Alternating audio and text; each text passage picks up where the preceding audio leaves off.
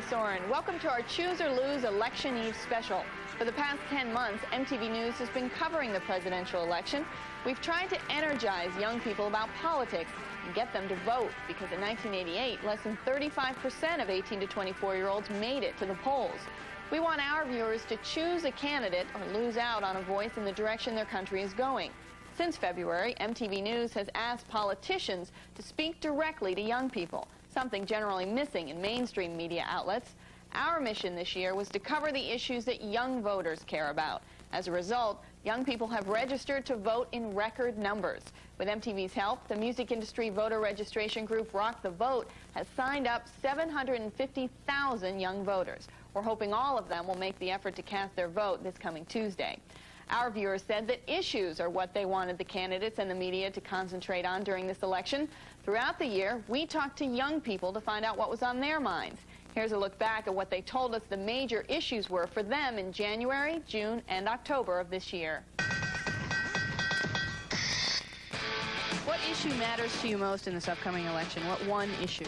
Well, I think the economy is very, very important, as well as foreign policy. The world's in a lot of turmoil right now. Healthcare, AIDS, abortion. What else? Child care.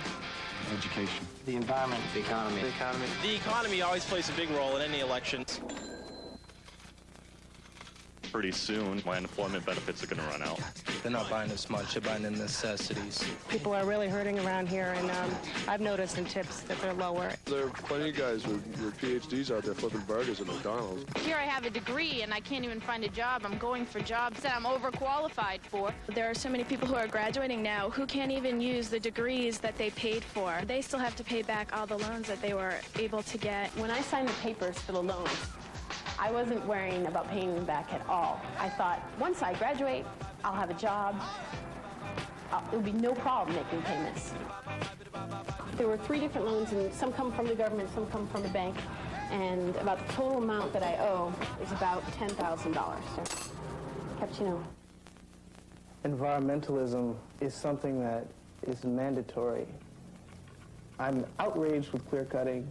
I'm outraged with the ozone problem, blindness, skin cancer, crop failure, all things that are direct results of ozone depletion. I worry about the ozone. The winters get shorter and shorter, and I remember when I was young, there used to be snow piled up to like the windows of our car, and it never happens anymore. Garbage is a big problem, and that needs to be addressed. Like LA or San Francisco, and they go and you can just see the thick brown smog. I mean, up here we don't see that, and I think when we know that it's happening.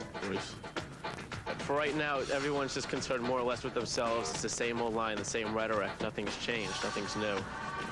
How voters feel about those issues will determine which party or candidate they align themselves with. The 2 major parties, the Democrats and the Republicans, are defined by their platforms. Here's an outline of each platform as adopted at this summer's conventions to help you make up your mind about whom to vote for.